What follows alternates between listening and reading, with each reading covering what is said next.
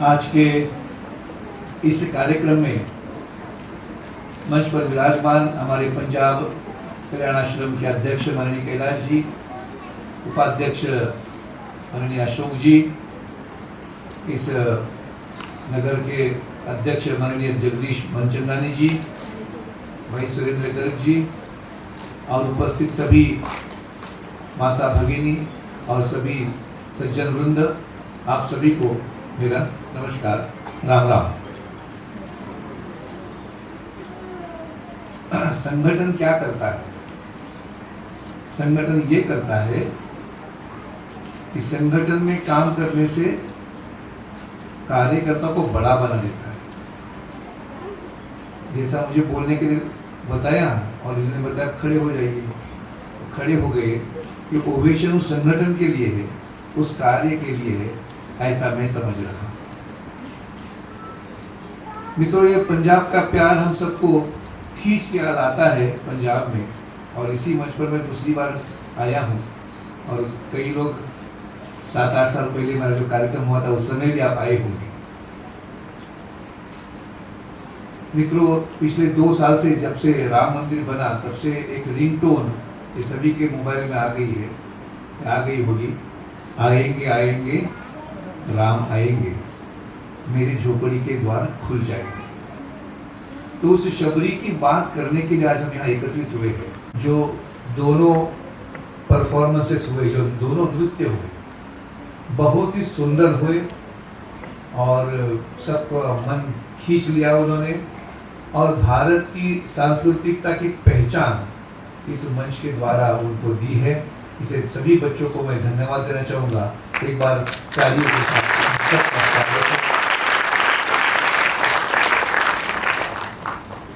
और मित्रों, जो हमारे सोलन छात्रावास के बच्चे आए हैं ना, वो दूर से आए हैं और वो हिमाचल के अंदर भी बहुत दूर दूर गांव से रहते हैं। तो मैं जानकारी लेने का प्रयास किया कि जो बच्चे आए हैं वो नृत्य को अच्छा करते ही और क्या करते हैं। तो मुझे पता चला कि इसमें एक सुरेश नाम का लड़का है, अभी आने के लिए मालूम नृत्य में तो था। वो क्लास 10 की बोर्ड एग्जाम में 94% मार्क उसको मिल गया। जैसे नृत्य करते हैं वैसे खेल में भी अव्वल है, पढ़ाई में भी अव्वल है। इसी छात्रावास का एक छात्र विजय कुमार करके है, वो भी आज अच्छे कलाकार के रूप में और हिमाचल में प्रसिद्ध है। और एक शिवम पूर्णा इस नाम का एक पूर्व छात्र आज सिने क्षेत्र में पार्श्व गायक के रूप में भी आज अपना परचम लहरा रहा है। तो ऐसी कई सफल कहानियाँ।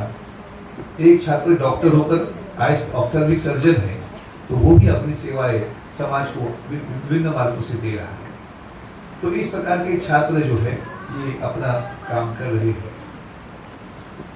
मित्रों, भारत की जो विभिन्न विशेषता है उसमें एक विशेषता ये है कि भारत में कुल अपने जनसंख्या का 9% लोग ये वनवासी समाज है। जो गिरी कंदलों में, वनों में, पहाड़ों में रहते हैं उनको वनवासी कहते हैं, गिरिवासी कहते हैं, आदिवासी कहते हैं। संविधान ने उसको जनजाति शब्द दिया है और वो अनुसूचित है, इसलिए अनुसूचित जनजाति कहते हैं। और इंग्लिश में जिसको शेड्यूल ट्राइब कहते हैं। जब 2011 का सेंसस हुआ था तो उस समय 10 करोड़ 48 लाख इतनी पॉपुलेशन पूरे देश भर में थी। और देश के 3 राज्य ऐसे हैं कि जहां जनजाति समाज नहीं रहता है, उसमें पंजाब एक है। पंजाब है, हरियाणा है, दिल्ली है। यहाँ भी नौकरी के लिए आते बात अलग है, लेकिन यहाँ पे वनवासी गांव नहीं है। आपको वनवासी को देखना है, जनजाति समाज को देखना है, आपको हिमाचल जाना पड़ेगा, जम्मू कश्मीर जाना पड़ेगा, उत्तराखंड जाना पड़ेगा या राजस्थान जाना पड़ेगा, तो नियर बाई एरिया से। अब लगभग उनकी पॉपुलेशन लगभग 13 करोड़ के आसपास हो गई होगी। अभी सेंसस तो होगा 26-27 में, तब पता चलेगा।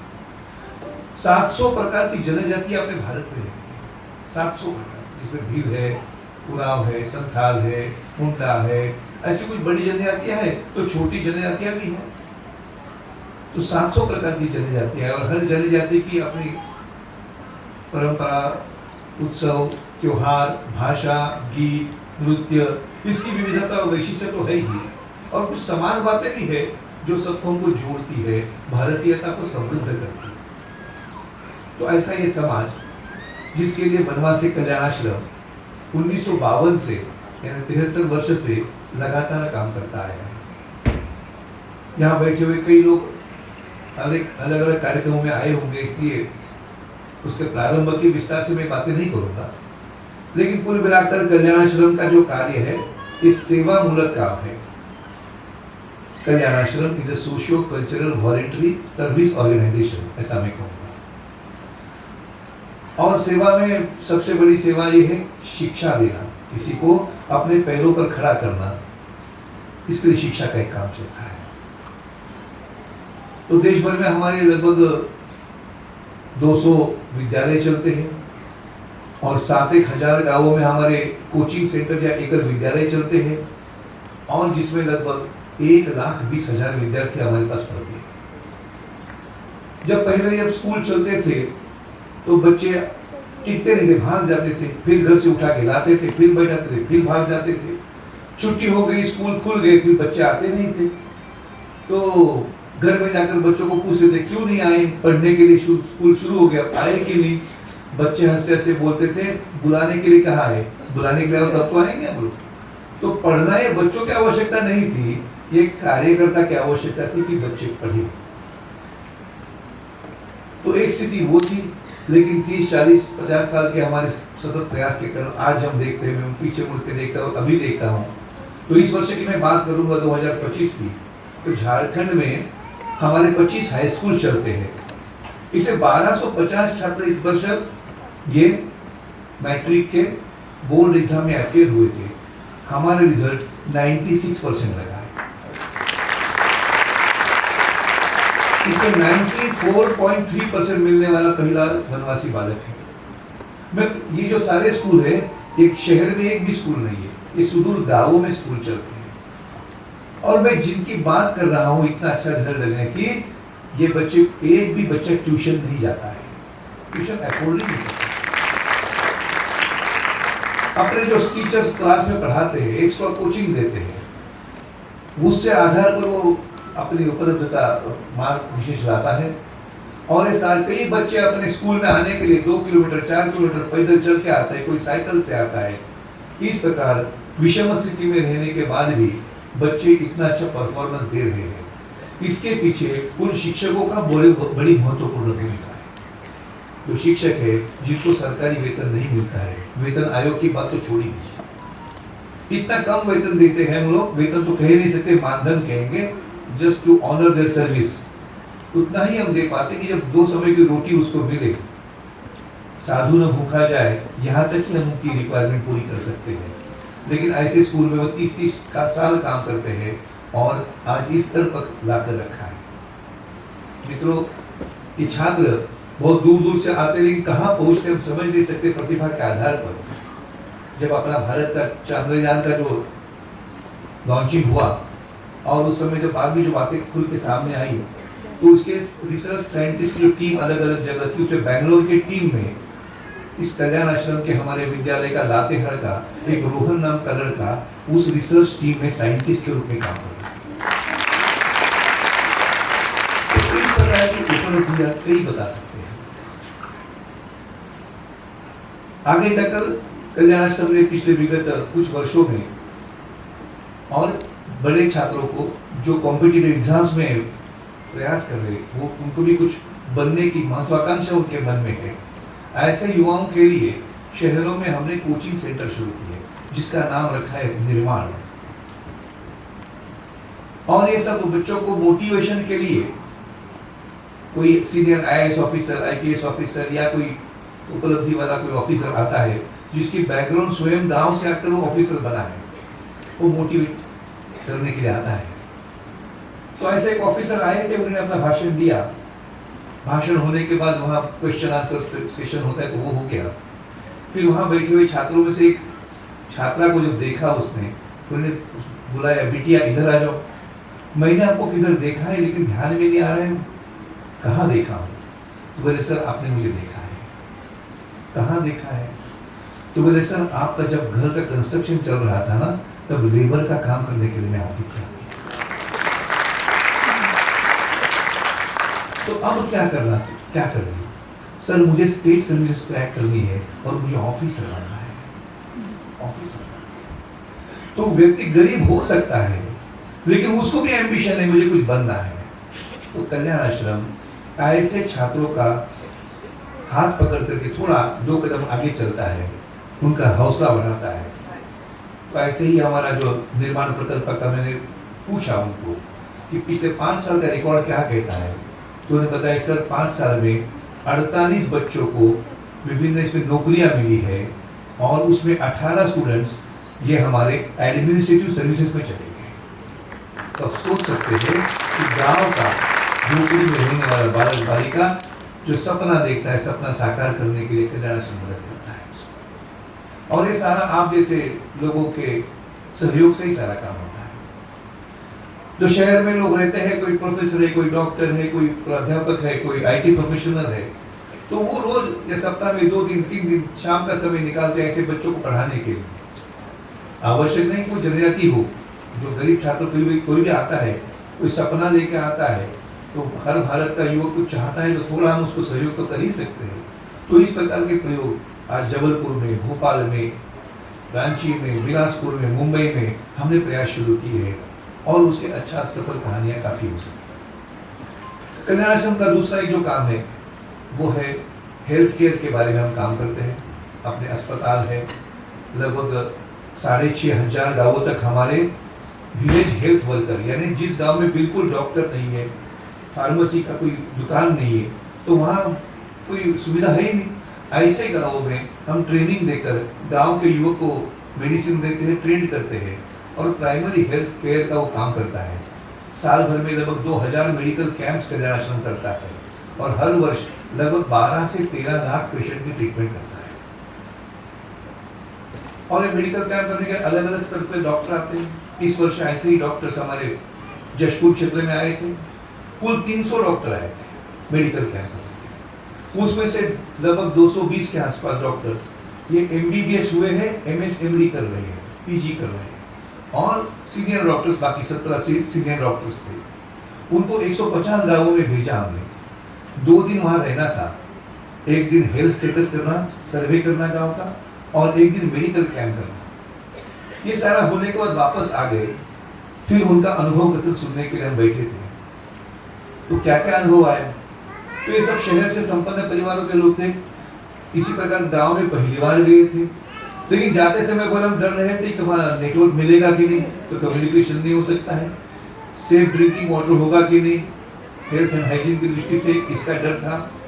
और मीडिया में आता है कि जनिया ट्राइबल एरिया है, वहाँ तो नक्सली एरिया है, तो AK-47 लेकर कोई जरूर बंदूक लेके बैठा होगा, ऐसा हम सोच के आ रहे थे। लेकिन गांव में गए तो कोई ऐसा हुआ ही नहीं। लोगों ने हंसते हंसते स्वागत कर दिया, हमारा अच्छी व्यवस्था कर दी।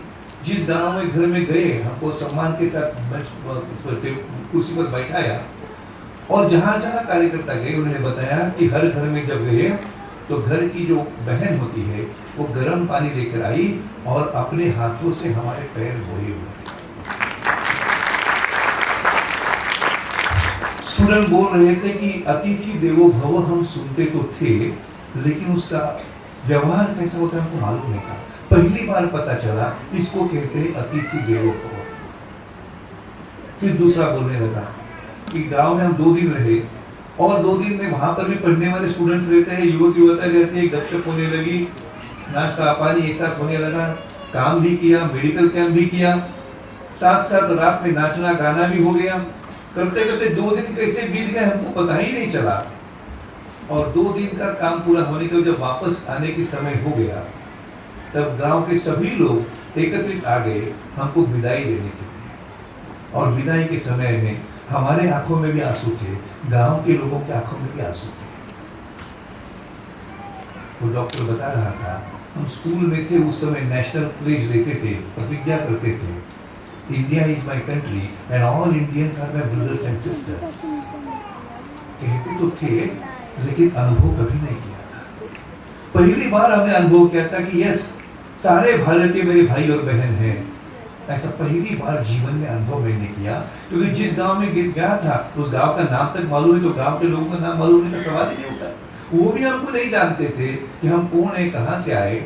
2 दिन में हम दोस्ती हो गई, मैत्री हो गई, रिश्ता बन गया, और अभी बिछुड़ते समय दोनों दुख व्यक्त कर रहे हैं। तो ये क्या रिश्ता है? तो यही है भारतीयता का आधार, जो कल्याणाश्रम का तू में एक रक्त जो हमारा मैसेज है, वही हमारे सेवा से जाता है। और इस तरह वो डॉक्टर बताया कि हमको लगा था हम डॉक्टर हो गए हैं, गांव के लोगों को जाकर सिखाएंगे, उनको एजुकेट करेंगे। हम ही उल्टे सीख के आ गए, हम ही एजुकेट आ गए करके आ गए। तो सेवा ये सिखाने के लिए नहीं है, ये सीखने के लिए है। ये कल्याणाश्रम का अप्रोच है।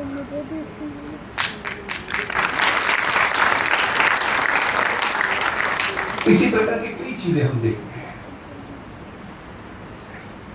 और इस कारण प्रतिभा के बीच में भी कार्य कर हमारे छात्र अच्छे हैं, अव्वल है। कल्याणाश्रम का एक काम चलता है, वो है स्पोर्ट्स का काम चलता है। ये छात्र जो है ना, बच्चे पढ़ने में बहुत शायद थोड़े कम बेसी हो सकते हैं, खेल में एक से एक बढ़कर है। और हम देखते भी आजकल कोई भी कंपटीशन देखिए, एशियन गेम्स देखिए, एथलेटिक्स देखिए, सभी में जनजाति स्टूडेंट्स के सामने आ रहे हैं। पंजाब और ट्राइबल एरिया सब खेलने में आगे है, हरियाणा भी आगे, तो सारा क्षेत्र जो है वो खेलने में आगे। ये जो एनडीए के सरकार ने नए नए इनिशिएटिव किए, इसमें एक इनिशिएटिव उन्होंने ये किया कि अब तक कमांडो फोर्स था ना, वो केवल पुरुषों का एक होता था। तो मोदी जी ने सोचा, सबके सामने अनुभव रखी कि क्या महिला कमांडो नहीं बन सकती है। और से पहली बार भारत में कमांडो फोर्स की तैयारी शुरू हो गई। और उसमें military, paramilitary, BSF, CRPF, police, इसमें जो लेडी कैडेट्स होते हैं, जो सर्विंग करने वाले ऑफिसर रहते हैं या रहते हैं, फौजी रहते हैं, तो उनमें से सिलेक्शन किया और पहली बैच ट्रेनिंग के लिए सिलेक्ट हो गई। उनका 2 साल का ट्रेनिंग होता है, एक्सटेंसिव ट्रेनिंग होता है, और फिर उनकी एग्जाम लेते हैं। वो एग्जाम भी बड़ी टफ होती है। और वो सारा प्रक्रिया पूरे करने के बाद 2017-18 के आसपास मेरे ख्याल से first batch of lady commando force Bharat सरकार ने रेस किया। और उस परीक्षा में जो टॉपर रही, उस बहन को भारत सरकार ने सम्मानित करते हुए पोस्टर कैडेट, ऐसा उनको कहा। पोस्टर कैडेट माने आज जो भारत सरकार की लेडी कमांडो फोर्स की जो एडवर्टाइजमेंट आती है, उसमें उसका फोटो है, कोई फिल्म एक्ट्रेस का नहीं है। Real commando, real commando. तो लोगों ने देखा कि ये चेहरा कौन सा है, नाक तो चपटा है, आंखें बारीक है, ये कहां से कौन है। तो पता चला ये नागालैंड के फेक जिले के मेसुलमी गांव के छोटे घर में पैदा हुई बालिका आज वो टॉप रैंकिंग ऑफिसर बनके खड़ी है, जो कल्याणाश्रम के स्कूल में और हॉस्टल में रहकर पहली से लेकर ग्रेजुएशन तक पढ़ी है। तो खेल की प्रतिभा में भी अव्वल है सब। आज कई सारे खिलाड़ी हमारा एक प्रकल्प है, उसका नाम ही है एकलव्य खेलकूद। एकलव्य तो वनवासी था, जानते ही, महाभारत समय का। और 1988 से हमारा एक प्रयास चल रहा है। और 1988 में 1988 में पहली बार हमने नेशनल लेवल का और स्पोर्ट्स कंपटीशन किया था। उस समय 300 के आसपास देश भर के खिलाड़ी आए थे। पहला ही प्रयोग था, गेम्स हुए। और उसमें आश्चर्य की बात ये थी कि इसमें चीफ गेस्ट के रूप में सरदार मिल्खा सिंह जी आए थे। और वो वहाँ आए थे और उन्होंने खेल के बच्चों को देखा। क्वालिटेटिवली बहुत अच्छे थे ही नहीं, हम पहला ही प्रयास था। गाँव के बच्चे आए तो उनको कुछ रूल्स वगैरह भी ठीक से मालूम नहीं थे, फिर भी ट्रेनिंग देकर उनको खेल में उतारा था। तब आदरणीय मिल्खा सिंह जी ने बताया था कि मेरा रिकॉर्ड कोई तोड़ेगा तो वनवासी ही तोड़ेगा। ऐसा मेरा रिकॉर्ड कोई तोड़ेगा तो वनवासी ही तोड़ेगा। और उनके शब्द सही निकले। साबरपाड़ा नाम की छोटे गांव की, नासिक जिले की लड़की कविता नाम की, जो अपने हॉस्टल में पढ़ते पढ़ते ट्रैक इवेंट्स में जाने लगी, खेलकूद में आगे आ गई और उन्होंने कॉमनवेल्थ गेम में मिल्खा सिंह जी का रिकॉर्ड तोड़ दिया। कल्याणाश्रम खेलकूद से ऊपर आई प्रतिभा है, आज हमारे एक प्रांत के उपाध्यक्ष है, तो काम ही करते हैं। तो कहने का मतलब इस प्रकार की प्रतिभा कई सारी है। कल्याण आश्रम का एक और भी बड़ा काम चलता है, वो है ग्राम विकास का, विलेज डेवलपमेंट। लोगों को लगता है डेवलपमेंट माने सरकार ने करने की बात है, सरकार तो अपने स्तर पर जो करना है वो करेगी, लेकिन गांव मेरा है तो उसके बारे में, विकास के बारे में मुझे भी सोचना है, और जनजाति व्यक्ति सोचता ही है। हमको नहीं लगता वो सोचता नहीं, क्योंकि वो बोलता नहीं, और इसलिए हमको लगता है जो बोलता है वही सोचता है, लेकिन मेरा अनुभव है जो कम बोलता है ना वही ज्यादा सोचता है, ऐसा मेरा अनुभव है। तो ऐसा ही एक महाराष्ट्र के धुले जिले का और एक गांव बारीपाड़ा करके है, वहां का पहला एक युवक ग्रेजुएट हो गया, उसका नाम है चैतराम पवार। इस चैतराम पवार को जो ग्रेजुएट हुआ और आगे जाकर सर्विस के लिए अप्लाई किया, उसको गवर्नमेंट जॉब मिला। उस गांव में पहला ग्रेजुएट जिसको गवर्नमेंट जॉब मिला है, ये 92 के आसपास की बात होगी। तो खुश हो गया मन कि मेरे जॉब मिल गया, लेकिन दूसरी तरफ मुड़ के देखता है तो गांव में जंगल खत्म होता जा रहा है, पीने का पानी नहीं है, खेती अच्छी नहीं हो रही है, दूसरे गांव से कोई लड़की शादी करके यहाँ आने के तैयार नहीं है। तो इसको लगा मेरा तो डेवलपमेंट होगा, लेकिन गांव का क्या होगा। और उस समय कल्याण आश्रम का कार्यकर्ता डॉक्टर आनंद फाटक, वो वहाँ सर्विस सेवा दे रहे थे, वो पूर्णकालीन कार्य कर रहे, जैसे हम काम करते हैं वैसे वहाँ पर एक कार्यकर्ता के रूप में काम कर रहे थे। एकदम झोपड़ी में रहकर वो काम चल रहा था। वो डॉक्टर थे, एमडी पैथोलॉजी थे, लेकिन वो गांव गांव में घूमना, दवाई तो देने का काम करते ही थे, युवकों से इंटरेक्शन करना, उनको प्रेरित करना, समस्या क्या है उसको देखना। तो चैतराम भी उनके संपर्क में था। तो चैतराम ने सोचा ये डॉक्टर तो स्वयं तो वनवासी नहीं है, लेकिन फिर भी हमारे लिए काम करता है, ये भी पैसा कमा सकता है, डॉक्टर हुआ है, शहर में रहकर वो भी पैसा कमा सकता है, लेकिन वो नहीं करते हुए हमारे गांव में रहकर हमारे विकास के लिए काम कर रहा है, तो मैं उनके जैसा काम क्यों ना करूं। इसलिए उसने गवर्नमेंट जॉब छोड़ दिया और सोचा मैं गांव के लिए काम करूंगा।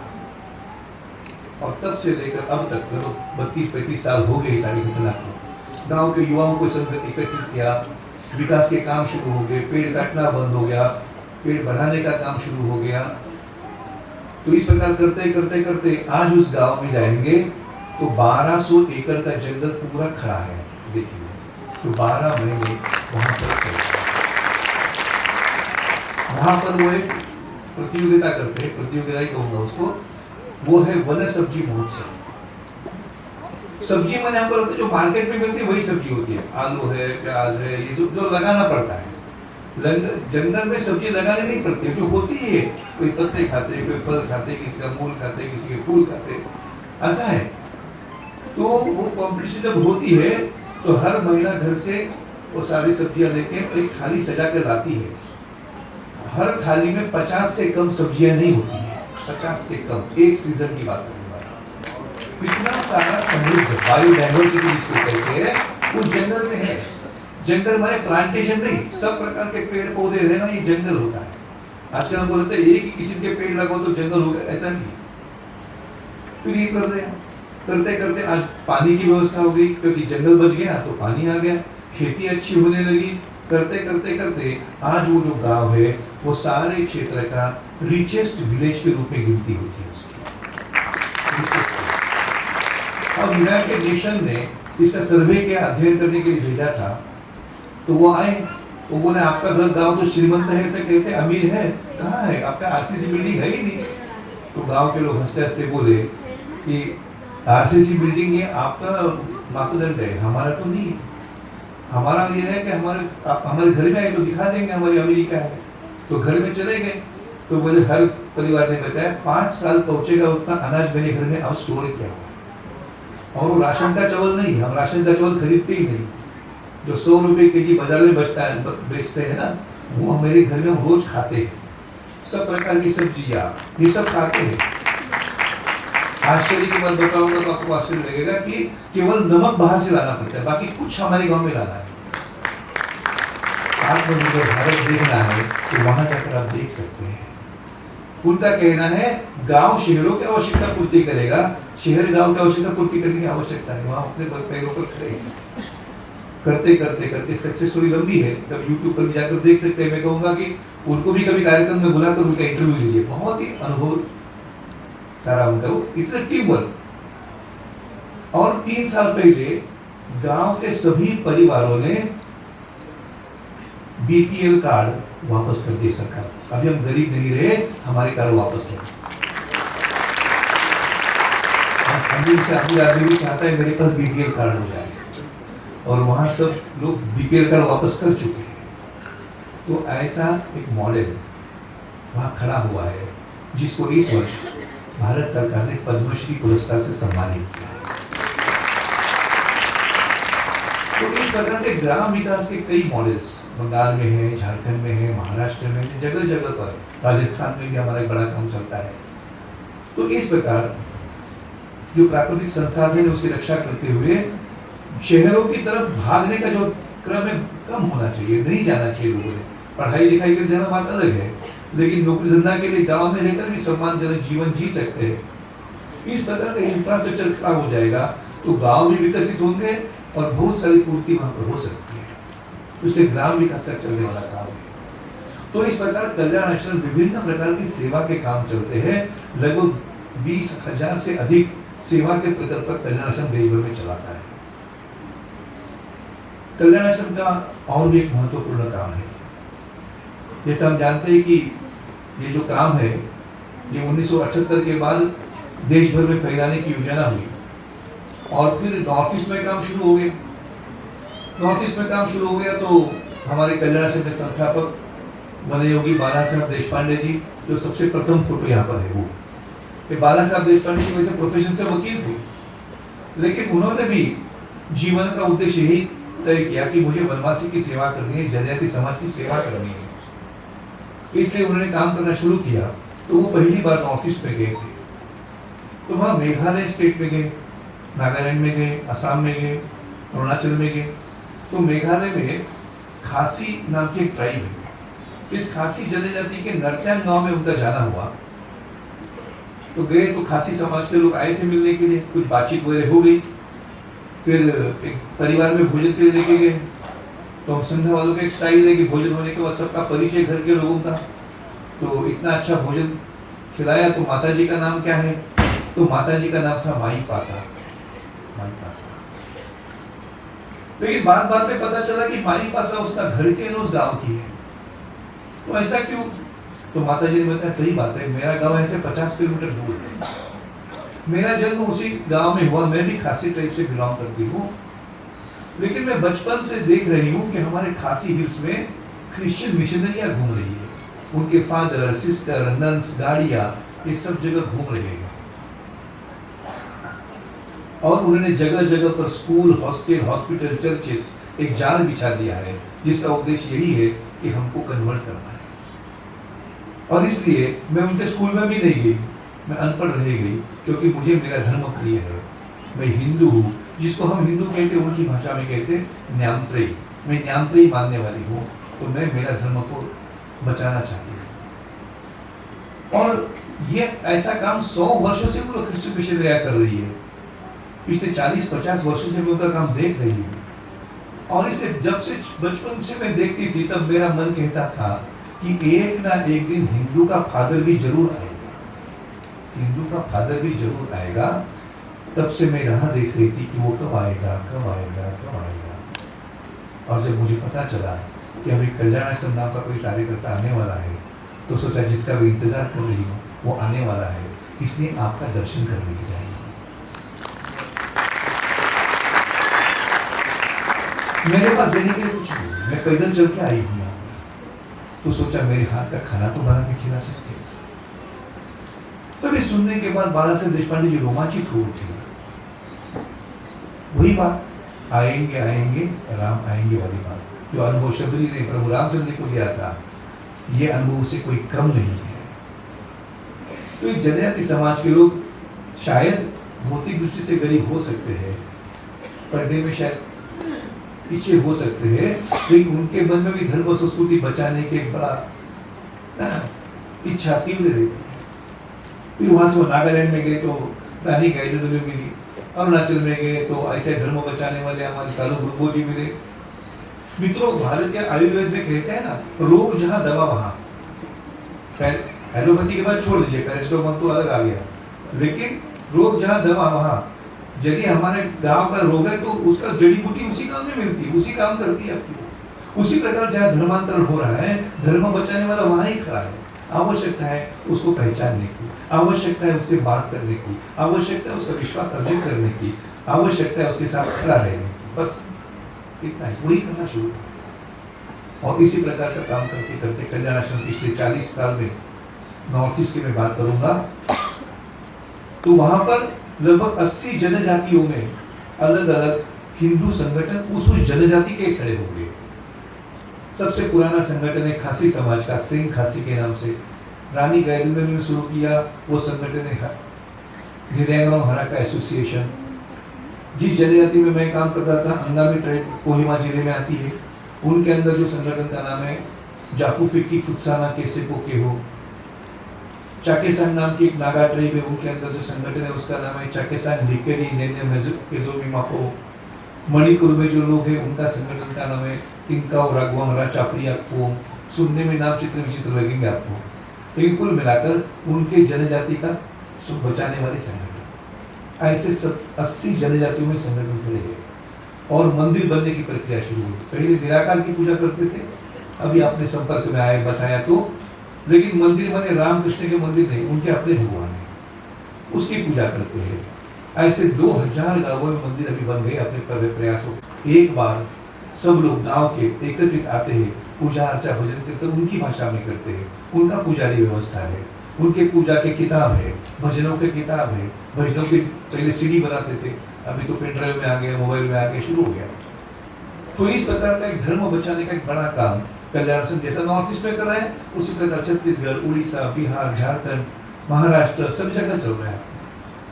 क्योंकि मेडिकल सेंटर, स्कूल की व्यवस्था तो सरकार करेगी, लेकिन धर्म बचाने का काम समाज को ही करना होगा। और इसलिए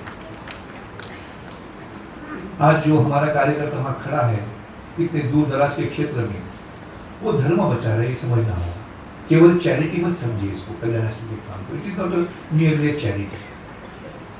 ये एक देश रक्षा का काम है, धर्म रक्षा का काम कल्याण आश्रम कर रहा है, इसको समझना होगा। तो इस प्रकार का ये एक बड़ा काम चल रहा है। और जितनी भारत की सीमा है ना, इस सीमावर्ती क्षेत्र में जनजाति समाज बहुत बड़ी संख्या में रहता है।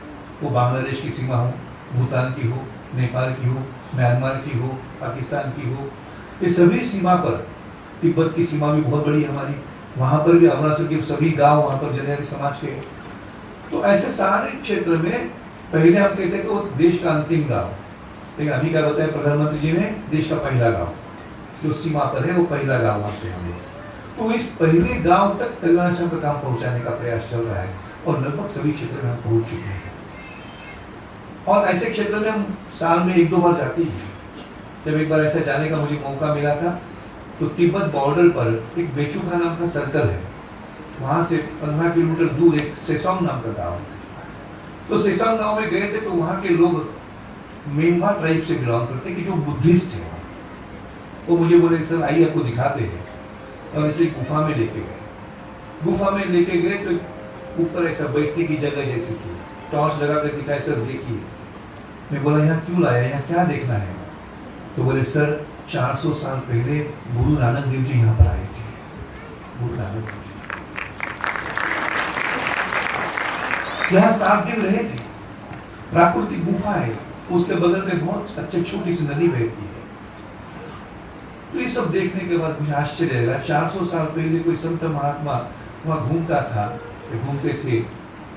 वो किस लिए घूमते थे? टूरिज्म पे तो घूमते नहीं थे, वो देश को जोड़ने के लिए घूमते थे। और आश्चर्य की बात है, वो गांव के लोग कहते थे कि वो 7 दिन वहां रहे और उन्होंने हमको जो उपदेश दिया, इसलिए हम उनको भी गुरु मानते हैं, भगवान बुद्ध को गुरु मानते हैं।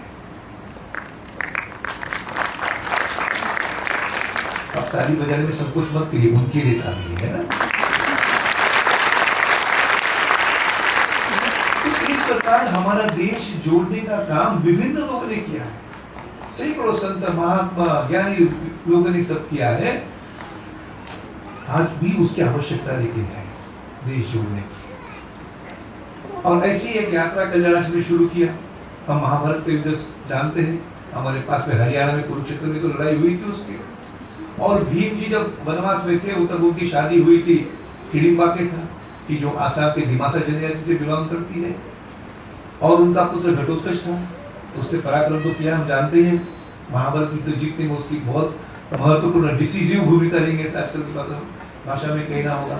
उनका और पुत्र था बर्बरिक, जिसको खाटू श्याम के नाम से पूजा करते हैं हम लोग। तो सारा युद्ध होने के बाद हिडिंबा माता जी चली गई हिमाचल में। हिमाचल तो लोग जानते होंगे शायद इस बात को, मनाली में, और वहां पर उनका मंदिर है हिडिंबा माता के नाम। अभी हमने एक यात्रा शुरू किया है, असम नागालैंड के जो दिमासा लोग हैं हर वर्ष वहां यात्रा के लिए जाते हैं, हिमाचल में जाते हैं। हिमाचल के लोग बड़े प्रेम से दिल खोल करके स्वागत करते हैं उनका, और वो भी अभिभूत होते हैं, अरे हमारा इतना स्वागत कर रहे लोग, तो सम्मान वो माता जी के गांव से आए हैं इसलिए वो सम्मान देते हैं और बहुत अच्छी व्यवस्था करते हैं। मई महीने में उनका और जन्मोत्सव होता है, तो उस समय वो लोग जाते हैं और वहाँ आकर बड़े खुश होते हैं। फिर वहाँ के बाद खाटू श्याम जी का दर्शन करते हैं, फिर वापस जाते हैं। तो इस प्रकार के ये जो यात्राएं हैं ना, ये भी देश को जोड़ती है। तो मैंने सेसोंग के लोगों को पूछा, यहाँ गुरु नानक देव जी आए थे, तो यहाँ पर भी कभी कुछ मेला में लगता है क्या? तो बोले मार्च महीने में छोटा सा मेला लगता है। तो मुझे लगता है कि हम यदि प्रयास करें, और यहाँ से भी ऐसे कुछ लोग वहाँ जरूर जाना चाहिए। अरुणाचल और तिब्बत के सुदूर बॉर्डर पर वो गाँव है, आज रास्ते अच्छे हो गए, हम जा सकते हैं। तो देश जोड़ने के काम में ये यात्राएं भी बड़ा काम करती है। तो मैं एक अर्थ तो जो है ये यात्राओं के द्वारा भी संबंध होता है। तो इस प्रकार का कल्याण आश्रम जो काम है, ये देश जोड़ने का काम करता है। इस सीमावर्ती क्षेत्रों की केवल अध्ययन नहीं करते हैं, तो हमारी रिपोर्ट के कारण जो पहली हमारी जब यात्रा हुई थी 2011-12 में, हमारी रिपोर्ट हम सरकार को दिया। उस समय तो यूपीए सरकार थी, एक एंटनी रक्षा मंत्री थे, उनको मिले थे, उपराष्ट्रपति को मिले, और हमारे सुझाव पर 52 जगह पर सिक्योरिटी के पॉइंट्स के भारत सरकार नए बनाए। हमने उनको बताया कि यहाँ पॉइंट नहीं है, वहाँ पॉइंट नहीं है, थोड़ा बनाने की आवश्यकता है। तो हमारे रिकमेंडेशन पर काम किया।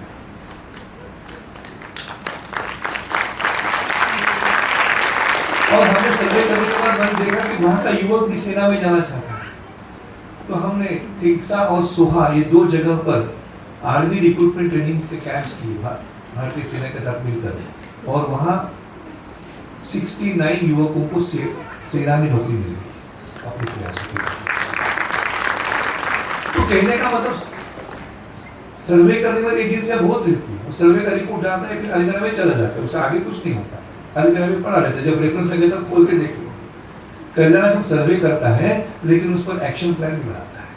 वो सारे क्षेत्र में मेडिकल कैंप्स करना, वहाँ के बच्चों को लेकर आना, सेना में भर्ती करना, इस प्रकार का जो सारा चीज है वो कल्याण आश्रम करते हुए देश के साथ जोड़ने का काम करता है। तो इस प्रकार का ये कल्याण आश्रम का काम है। ऐसा ये समाज जो है, इसका जैसा मेरे पूर्व वक्ता ने बताया कि ये वनवासी समाज को समझना है तो एक भाषण से आप समझ नहीं सकते, ना ही कोई किताब पढ़ के समझ सकते, ना ही फिल्म देखने से समझ सकते, क्योंकि फिल्मों में किताबों में अतिरंजित करके और निगेटिव बातें बहुत कुछ लिखी है। ट्राइबल कौन, तो 2000 educationally backward, socially backward, economically backward, और वो तो उनको तो पहले तो ब्रिटिश सरकार ने उनको क्रिमिनल ट्राइब एक्ट लगाया था, तो ट्राइबल्स बने क्रिमिनल्स, असभ्य, इसी प्रकार के निगेटिव एडजेक्टिव लगाकर हमारे समाज को पेश किया। वही हमने पढ़ा और वही हमने धारणा बना ली। फिल्म बनती है तो उसमें कोई ट्राइबल युवक दिखाते हैं तो पत्ते पे लगाया हुआ और कुछ काले नीले रंग के चेहरे पर कुछ दाग दिए हुए और बंदर जैसा उछल कूद करने वाला दिखाते हैं। हमको लगता है ऐसा ही वनवासी होगा। ऐसा वनवासी ढूंढने से भी आपको नहीं है भारत। ये एक पिक्चर पेंट किया गया हमारे सामने, इमेज मेकिंग किया गया और हम उसमें फंस गए इमेज के पीछे। ये असभ्य है ऐसा कहते हैं, असभ्य है ही नहीं। मैं आपको 2-4 उदाहरण बताना चाहूंगा। दिल्ली के एक वकील है हमारे, तो वकील हर वर्ष जनजाति क्षेत्र में जाते हैं, पत्नी के साथ में लेके जाते हैं और सीखने के लिए जाते हैं, सिखाने के लिए जाते हैं। पिछले साल झाबुआ में गए थे, मध्य प्रदेश में। तो वहां गए तो गांव के लोगों से मिले, फिर उन्होंने पूछा गांव के लोगों को क्या आपके गांव में मंदिर है? तो बोले मंदिर तो नहीं है। तो भगवान है? हाँ भगवान है ना। कहाँ है? गांव के बाहर एक पेड़ के नीचे हमारा भगवान है। तो दिखाएंगे, हाँ वो दिखाएंगे। तो गांव में पुजारी है, हाँ पुजारी भी है हमारे गांव में, तो चलो पुजारी को भी ले लो। तो गांव के लोग खुश कि शहर का कोई वकील बड़ा आता है, हमारे भगवान का दर्शन कर, उनको भी अच्छा लगा।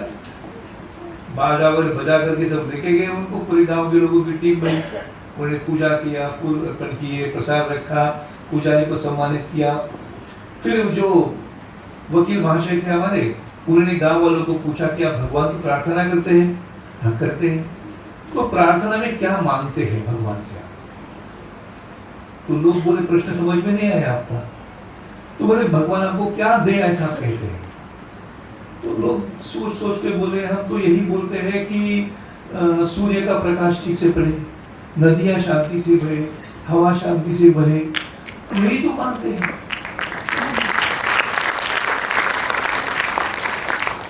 वकील साहब बोले आप पैसा नौकरी नहीं मांगते? तो बोले भगवान क्या करने वाले, वो तो हमको करना है ना। बोले तो निस्वार्थ भक्ति क्या होती है, तुम्हें पहली बार मुझे पता चला ये निस्वार्थ भक्ति है। और हम शहर के लोग तो चार्टर और डिमांड लेके जाते हैं, शादी तय होगा तो वो है, तो नौकरी मिलेगा तो ये चलता है हमारे व्यापार। तो पहली बार बोले भाई पता चला कि ये समाज निस्वार्थ भक्ति करता है। फिर गांव में आए, गांव में आने के बाद देखा तो घर दूर दूर है, लेकिन कोई घर को फेंसिंग नहीं। मैंने पूछा कि फेंसिंग क्यों नहीं है आपके गांव में?